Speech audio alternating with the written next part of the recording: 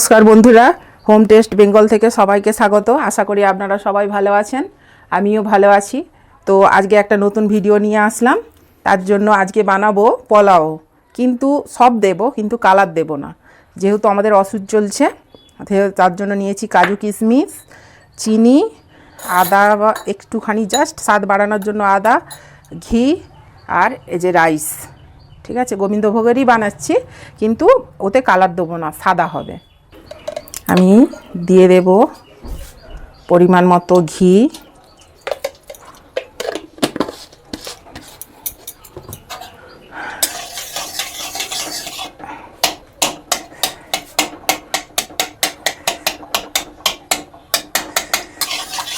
আমি আমার পরিমাণ মতো ঘিটা নিয়েছি।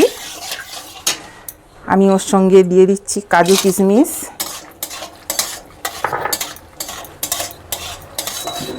আমি এই ঘিয়েতেই ভেজে নেব।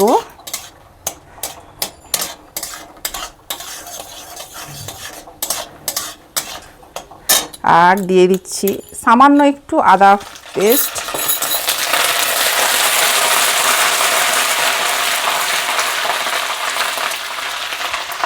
এবার আমি দিয়ে দেব রাইসটা। আমি হালকা ভাপিয়ে রেখেছিলাম। আমি প্রথমেই বলেছি আমাদের ওষুধ চলছে, সেই জন্য সাদাই বানাবো। সব দেব, কিন্তু কালার দেব না। দিয়ে দিলাম চিনি। এবার এটা আমি ভালো করে মিক্স করে নেব। দিয়ে দেব গরম মশলার একটুখানি, গরম মশলা আমার ঘরে বানানো।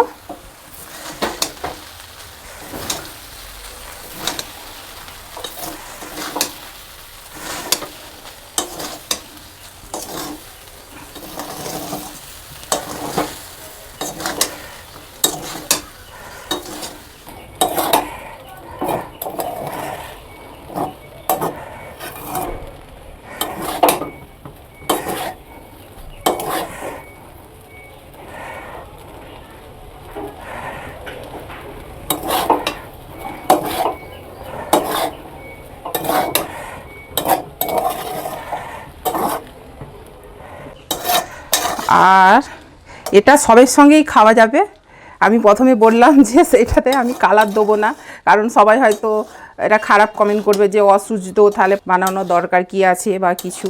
আমি সেই জন্য সবই দিয়েছি, কিন্তু আমি যে কালার হয়, আমি কালারটা খালি দিইনি। গ্যাসের ফ্লেমটা এবার আমি একদম লো করে দিয়ে মিনিট 5 চাপা দিয়ে রাখবো, কারণ রাইসটা একটু শক্ত আছে, এটা সেদ্ধ হবে। তারপর ফিরে আসছি। তো আমি 10 মিনিট পরে আবার ফিরে আসলাম।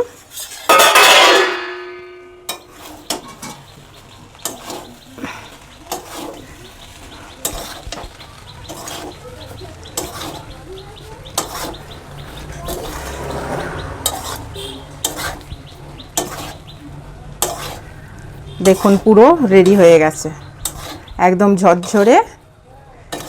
ঠান্ডা হয়ে যাবে, তখন এটা আরও ঝরঝরে হয়ে যাবে। তো আমি গ্যাসটা বন্ধ করে দিলাম, আমার এটা রেডি হয়ে গেছে।